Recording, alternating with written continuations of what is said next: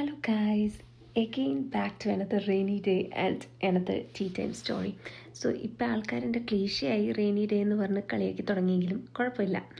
കട്ടൻ ചായയും അതിൻ്റെ കൂടെ എന്തെങ്കിലും ഒരു കടിയും ഒരു മഴയും അത് വേറെ വൈബ് തന്നെ. എത്ര പറഞ്ഞാലും മതിയാവാത്ത കഥകളുണ്ടാവും അതിന്. എന്തായാലും കുറച്ച് അവൽ നനച്ച് അതിൻ്റെ അകത്ത് ആവശ്യത്തിലധികം കപ്പലിൻ്റെ ഇട്ടിട്ടുണ്ട്. വേറൊന്നുമല്ല, പ്രോട്ടീൻ മുക്കിലെ. അങ്ങനെ ഇതും കഴിച്ചിരുന്നപ്പോഴാണ് ഒരു കഥ ഞാൻ ഓർമ്മ വന്നേ കേട്ടോ.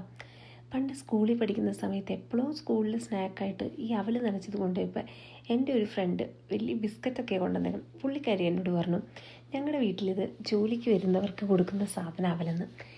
എന്താണെന്നറിയില്ല, അന്ന് ഭയങ്കര വിഷമം വന്നു. എന്നാലും സാരമില്ല.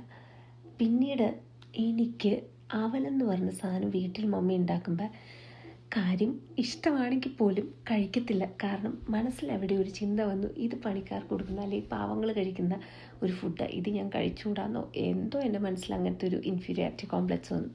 അതിനുശേഷം കുറേ നാൾ കഴിക്കാറില്ല. പക്ഷേ ഇന്നിത് അവലും ഉണ്ടാക്കി ഇങ്ങനെ മഴയും കണ്ടിരുന്ന് കഴിച്ചപ്പോൾ ഈ നൊസ്റ്റാൾജി എല്ലാം മനസ്സിലേക്ക് വന്നു.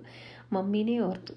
അപ്പോഴാണ് ഞാൻ ആലോചിക്കണത്, ഇത്രയും നല്ല ഫുഡൊക്കെ ഉണ്ടായിട്ട് അന്ന് നമ്മൾ ഓരോ ഈഗോയും കോംപ്ലക്സൊക്കെ വെച്ച് കഴിക്കാതിരുന്ന് ഇപ്പതേ അത് എത്ര ആസ്വദിച്ചാൽ കഴിക്കണേ അല്ലേ.